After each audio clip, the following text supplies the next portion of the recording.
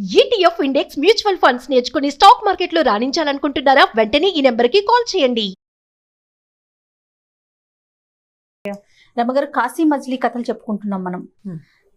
మీరు ఒక కథ మిస్ అయినా కూడా ఒక వీడియో మిస్ అయినా కూడా ముందున్నది తెలియదని చెప్పారు. సో అందరం ఖచ్చితంగా ఫాలో అవుతూ ఉన్నాము. మనం సిరీస్ ప్రకారం కూడా పెడుతున్నాం 1, 2, 3 అని. ఎందుకంటే కొంచెం అటు ఇటు అయినా కూడా చూసుకోవడానికి వీలుగా ఉంటుంది. రెండో మజిలీ అని పెట్టకుండా 1, 2, 3 వైజ్ గా పెట్టిన నెంబర్లు పెడితే రెండో మజిలీలో పెద్ద కథ ఉంటుంది. అది పూర్తి కాలేదనుకో అది మూడో మజిలీలోకి వెళ్ళిపోతుంది. అలా కాకుండా స్టోరీస్కే నెంబర్స్ ఉంటాయి, చూసుకోవాలి జాగ్రత్తగా, అంతే. లాస్ట్ టైం మనం మాట్లాడుకున్నప్పుడు వాళ్ళకి మామిడి పండ్లు దొరికినాయి, 5 కూడా పంచుకున్నారు. మరి పిల్లలు పుట్టారా? అసలు తర్వాత ఏం జరిగింది? మామిడి పండు దొరికింది, మామిడి పండు ముక్కలు చేశారు, పిల్లలు పుట్టారు. ఒక పండే కదండి, ఒకటే పండు. 5 ముక్కలు చేసుకున్నారు, 5గురికి పిల్లలు పుట్టారు. అయితే ఈ గోపుడు ఉన్నాడు కదా మణిసిద్ధుడి దగ్గర, వాడు ఆశ్చర్యంగా మామిడి పండు తింటే పిల్లలు పుడతారంటే, సరే పోనీ పుట్టారు. ఇందాక ఏదో కథ చెప్పారు కదా, కృష్ణదేవరాయలు కథ చెప్పుకున్నాం కదా. ఈ మామిడి పండు ఎక్కడిది అసలు, ఎక్కడి నుంచి వచ్చింది మామిడి పండు అంటే అప్పుడు ఈయనకి సంతోషం వచ్చింది. వాడికి కథలు తెలుసుకోవాలన్న ఉత్సాహం ఎప్పుడు వస్తుంది మనకి? ముందు కథ అర్థమైతే తర్వాత కథ ఏమిటి అని ప్రశ్న వస్తుంది. అర్థం కాని వాడికి ప్రశ్నలు ఉండవు కదా. వాడు ప్రశ్నించాడంటే వాడికి కథ బాగా అర్థమైందని చూద్దాం అని ఆ మణిని పట్టుకుని ఆ మామిడి పండు ఎక్కడి నుంచి వచ్చిందో ఆ కథను చూశారు. పూర్వమట శుద్ధిమతి అని ఒక బ్రాహ్మణ యువకుడు ఉండేవాడు. ఈ శుద్ధిమతి ఏంటంటే అమ్మా నాన్న చనిపోయాక కొంచెం పెద్దవాడయ్యాక విద్యాభ్యాసానికి వెళ్ళాడు. కాశీపట్టణం చేరుకుని ఎవరో గురువులను ఆశ్రయించి ఆ గురువాశ్రమంలో ఉండిపోతే మెల్లిగా చదువు వచ్చింది స్లోగా. మామూలుగా 8 ఏళ్లకి విద్యాభ్యాసానికి వెళ్తారు పిల్లలు. ఇతను బాగా 17-18 సంవత్సరాలు వచ్చేసినాయి. అట్లా మెల్లిగా ఉండి పిల్లలందరూ తనతోటి వాళ్ళంతా వెళ్ళిపోయారు. అంటే తనతో పాటు పాఠం మొదలుపెట్టిన చిన్నపిల్లలంతా వెళ్ళిపోయారు. ఇతను మాత్రం వెళ్ళల. చదువు అయిపోయింది అని అనుకోకుండా, ఆ గురువుని వదిలిపెట్టకుండా ఇక వివాహము, ఇంటికి వెళ్ళేందుకు ఇంటి దగ్గర ఎవరు లేరు, తాత నాన్న ఎవరు లేరు, ఇంకెందుకని అక్కడే ఉండిపోయాడు. చాలా వయసు వచ్చేదాకా అక్కడే ఉండి విద్యాభ్యాసం చేస్తూ తను కూడా గురువుగారే అయిపోయాడు. కానీ అక్కడే ఉండిపోయాడు. కొత్త శాస్త్రాలు, కొత్త కావ్యాలు చదువుకుంటూ గురువుగారి దగ్గర ఆ ఆశ్రమంలోనే ఉండిపోయాడు. బాగా పెద్దవాడు అయ్యాక సరే కొంతమంది శిష్యులతోటి కలిసి అతనికి పుట్టిన ఊరు మీద గాలి వెళ్ళింది. మనకు కూడా అలా అనిపిస్తుంది కదా, ఊరు పిలుస్తోంది అంటుంటాం మనం. ఆ ఊరు పిలిచిందనమాట. ఇతను పిలిస్తే ఇతను ఏం చేశాడు, కొద్దిమంది శిష్యుల్ని వెంట పెట్టుకుని తన సొంత ఊరు వెళ్ళాడు. ఎవరు గుర్తుపడతారా, తను చిన్నప్పుడే వచ్చేసాడు. ఇహే ఉన్న వాళ్ళంతా పెద్దవాళ్ళు. నేను పలానా వాళ్ళ అబ్బాయిని అని చెప్తే అందరూ ఓరి నువ్వట్రా ఎంత వాడి అయ్యావు నాయన అని ఊళ్ళో వాళ్ళు బాగా ఆదరించారు. వీళ్ళ నాన్నని తెలిసిన వాళ్ళు, తాతను తెలిసిన వాళ్ళు ఉంటారు కదా. కొంతమంది తాతను చిన్నప్పుడు ఆడుకున్న స్నేహితులు, ఇట్లా అన్ని కుటుంబాల వాళ్ళు అతన్ని ఆదరించారు. ఆ ఊళ్ళో శిష్యులతో సహా ఉన్నాడు. ఉంటే ఆ ఊళ్ళో ఉన్న ఒక దూరపు చుట్టం ఒక ఆయన, ఇతను పెద్దవాడు అప్పటికే, మరి నడి వయసు వచ్చేసినా కూడా ఆలోచించకుండా ఒక 15-16 ఏళ్ల కూతురుంది, ఆ పిల్లనిచ్చి పెళ్లి చేశాడు. మనం ఇంతకుముందు ఒకసారి చెప్పుకున్నాం, 30 ఏళ్ల మగవాడు 3 ఏళ్ల ఆడది లెక్కైనా పెళ్లి చేసేవాళ్ళు. ఈ 15-16 ఏళ్ల పిల్లని 40 దాటి 50 పడికి దగ్గరగా ఉన్న ఆయనకి ఇచ్చి పెళ్లి చేశారు. పెళ్లి చేస్తే అమ్మాయి మొదట కొంచెం మొహమాటంగా ఉంటుంది, కానీ క్రమంగా అమ్మాయికి అలవాటైంది. ఇంట్లో ఇంకో ఆడవాళ్ళు ఎవరూ లేరు. ఇప్పట్లాగా ఒంటరి కాపురాలు ఆనాడు లేవు కదా, పెద్దవాళ్లతో పాటు ఉండేవాళ్ళు.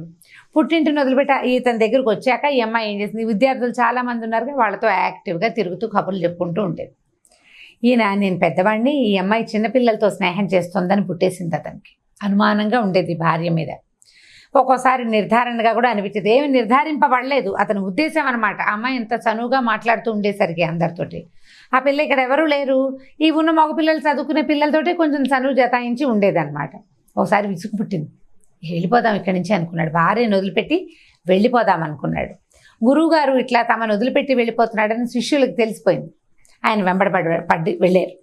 మీరు వెళ్ళొద్దు వచ్చేసేయండి వెనక్కి అని. అలా వీళ్ళు మాట్లాడుకుంటూనే చాలా ఊరు దాటేసి ఇంకో ఊళ్ళో చేరిపోయారు. ఆయన రానన్నాడు. సరే ఇలా ఏమైంది, వాళ్ళు ఏదో ఒప్పించారు, కాదు మా చదువు అయిపోయాక మీరు కాశీ వెళ్ళిపోదురు కానీ మా చదువు అయ్యేదాకా ఉండండి అని బతిమలాడారు. వాళ్ళకి తెలిసింది గురువు అమ్మగారి మీద అనుమానంతో ఈ పని చేస్తున్నాడు అని తెలిసింది. సరే వాళ్ళు ఏదో బతిమలాడుకున్నారు. ఇంతలో ఏమైంది, వాళ్ళు చేరిన ఊళ్ళో ఒక బ్రాహ్మడి వాకిట్లో కూర్చున్నారు. అప్పట్లో ఏం చేసేవాళ్ళు అంటే, ఏ కులస్తులైనా కూడా ఇలా బ్రాహ్మలు ప్రయాణంలో ఉన్న వాళ్ళు కనపడితే వంట చేసుకుని వాళ్ళ ఇంట్లో వీళ్ళు ఒకే జాతి వాళ్ళు అనుకో, అంటే బ్రాహ్మలనే కాదు ఎవరైనా సరే, మా ఇంట్లో ఏదో కలో గంజో మాతో పాటు మా ముద్ద తిన్నాయినా అని ప్రయాణంలో ఉన్న వాళ్ళని ముద్దలు తినిపించేవాళ్ళు, ఓ ముద్ద పెట్టేవాళ్ళు. లేదా స్వయం పాకం ఇచ్చేవాళ్ళు. వండుకునేందుకు సరిపడా ఏదో సామాగ్రి, కాస్త పప్పు ఉప్పు ఇచ్చి 2 గిన్నెలు ఇచ్చి ఓ పెడగా వంట చేసుకునేందుకు అవకాశం ఇచ్చి చేసేవాళ్ళు. అయితే ఒక బ్రాహ్మణ కుటుంబానికి వాకిట్లో, వాళ్ళ ఇంటి వాకిట్లో కూర్చున్నారు వీళ్ళు. కూర్చుంటే ఆవిడేమంది, ఇంతమంది చక్కగా ఒక సద్బ్రాహ్మణులు ఉన్నాడు, గురువుగారు శిష్యులు కనపడుతున్నారు కదా వేదాభ్యాసం చేసుకునే పిల్లలని. ఆవిడేమంది, బాబు ఇవాళ స్వయం పాకం నేను ఇస్తాను, మా ఇంట్లో అన్నం వండుకుని తిందురు కానీ రండి అని అందరినీ పిలిచింది లోపల. సరే వీళ్ళు నడిచి నడిచి అలసిపోయి ఉన్నారు. సరే స్వయం పాకం ఇచ్చింది కదా, గురువుగారు ఏం లేవు, ఒట్టి చేతులతో వెళ్ళిపోయాడు. ఈ పిల్లలు కూడా ఒట్టి చేతులతోటే వచ్చారు. సరే అన్నం వండుకు తిందాం కదా నా ఇంట్లోకి వెళ్ళారు. ఆ ఇంటి ఓనర్కి భార్య మీద విపరీతమైన అనుమానం అంట. ఎప్పుడైతే ఇంతమంది విద్యార్థులు వీళ్ళు లోపలికి వెళ్తానో తను దూరం నుంచి చూసి, అమ్మో నా పెళ్ళాం ఎవరితోటో స్పెండ్ చేస్తుందని ఆయనకు అనిపించేసింది. ఏం చేశాడు, లోపలికి వెళ్ళి ఇంట్లోకి వెళ్ళి చూశాడు. వాళ్ళంతా ఓ పక్కన వండుకుంటున్నారు, ఈవిడ తన పడవటి ఇంట్లో ఏదో పని చేసుకుంటుంటే గత్తెలిపేసేసాడు బయట నుంచి. వేసేసి పరిగెత్తుకుంటూ తన ఊరి రాజ్యానికి రాజైన రాజుగారి దగ్గరికి వెళ్ళిపోయాడు అనమాట. చిన్న రాజ్యం అది. రాజుగారికి చిన్న పురోహితుడు ఇతను. నా భార్య మంచి ప్రవర్తన లేదండి, ఎంతమందో వచ్చారు అమ్మాయి కోసం, ఇంట్లో ఉన్నారు, మీరే న్యాయం చేయాలని రాజుగారిని తీసుకొచ్చాడు. ఊరిని రాజు వచ్చాడు. వచ్చేసరికల్లా సరే ఏమి తెలిసింది, ఆ అమ్మాయి తలుపు తీశారు. ఈ బయట ఉన్న వాళ్ళు శిష్యులు చెప్పారు, మేము ఫలానా ఇదండి మా గురువుగారు ఇలాగా గురువు గారి మీద అనుమానపడి ఆయన కాశీపట్నం వెళ్ళిపోతున్నారు, మేము బతిమలాడడానికి ఆయన వెనకాల వచ్చాం, ఈ అమ్మగారు భోజనం వండుకోండి ఆయన అంటే కేకేస్తే మేము అన్నం తినడానికి వచ్చామండి, వంట చేసుకుంటున్నాము, అసలు ఆవిడెవరో కూడా మాకు తెలియదు అని చెప్పారు. మాట నమ్మాల్సిందే, అందరూ ఒకే మాట చెప్తున్నారు కదా.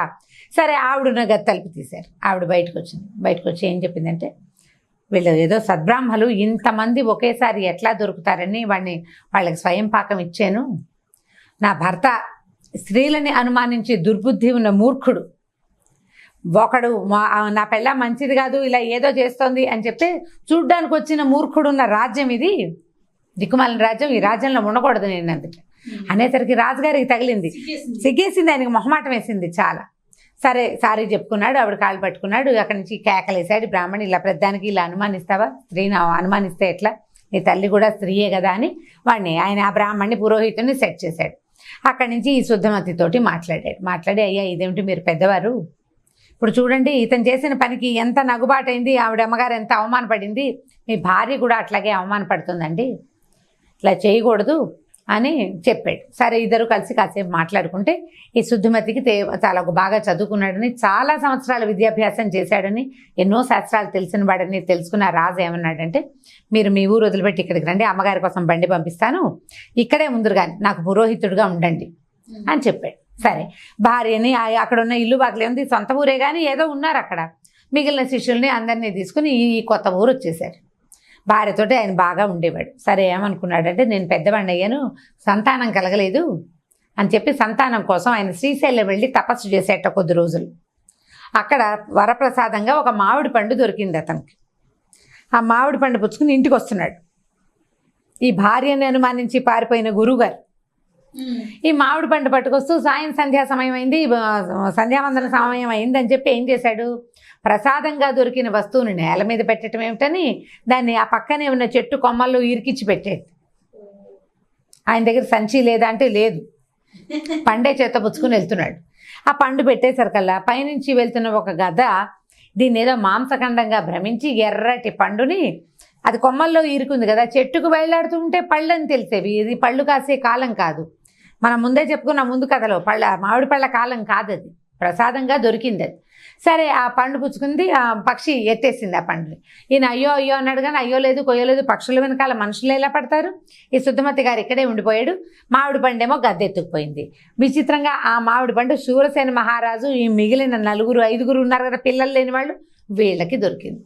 మనం చెప్పలేకపోతాం భగవంతుడి లీలా వైచిత్ర్యం ఎలా ఉంటుందంటే, ఎవడో ఒకటి తయారు చేస్తాడు, ఇంకోటి దాన్ని అనుభవిస్తాడు. ఆయన ఏదో బాగా చదువుకున్నవాడు, బ్రాహ్మడు, ఆయన తపస్సు చేస్తే అదే కదా, ఆయన చేసిన తపస్సు తాలూకు ఫలితమైన మామిడి పండు మన ఈ రాజుగారికి దక్కిందనమాట. ఆ ప్రసాదాన్ని తిన్నటువంటి ఈ రాజుకి, మంత్రికి, పురోహితుడికి, వ్యాపారస్తుడికి, అంటే యంత్ర నిపుణుడికి 5 కొడుకులు పుట్టారు. వాళ్ళకి చక్కటి పేర్లు పెట్టారు. రాజుగారి అబ్బాయి పేరు వసంతుడు, మంత్రి గారి అబ్బాయి పేరు రాముడు, తర్వాత పురోహితుడి కుమారుడి పేరు ప్రవరుడు, వ్యాపారస్తుడి కుమారుడి పేరు సాంబుడు. శివరుండ కళాదుడు ఉన్నాడు కదా, యంత్రం తయారు చేయటం వచ్చింది, ఆయన కొడుకు పేరు దండు. వారప్రసాద పేరుతో ఒక్కొక్కళ్ళకి ఒక్కొక్క అక్షరం కలిసి వచ్చేలాక వసంతుడు, రాముడు, ప్రవరుడు, తర్వాత సాంబుడు, దండు. మొదటి అక్షరాలు వరప్రసాదం. వరప్రసాదుల పేరుతోటి 5 కలిసి తిరిగేవాళ్ళు. ఈ 5 పిల్లల్ని వీళ్ళు చక్కగా పెంచుకున్నారు. ఈ వరప్రసాదుల కథలే చాలా ఇంట్రెస్టింగ్గా ఉంటాయి. ఈ కీలు గుర్రాన్ని చూశాడు కదా, కీలు రథాన్ని, ఆ రథం వీళ్ళకి సంబంధించింది. ఆ కథని తర్వాయి భాగంలో విందాం. వావ్. చాలా బాగుంది రమ్మగారు, సూపర్గా ఉంది, ఇంట్రెస్టింగ్ అనిపించేస్తుంది, మొత్తం వినేయాలనిపిస్తుంది. ఎన్ని అనిపిస్తుంది. ఇప్పుడు ఇంకా ఎన్నెన్ని కథలు వస్తాయో, మనకి సాధారణంగా తెలిసిన చాలా కథలు ఇందులో నుంచి వచ్చినవే. బాగుంటాయి, ఇంట్రెస్టింగ్గా విందాం మళ్ళీ.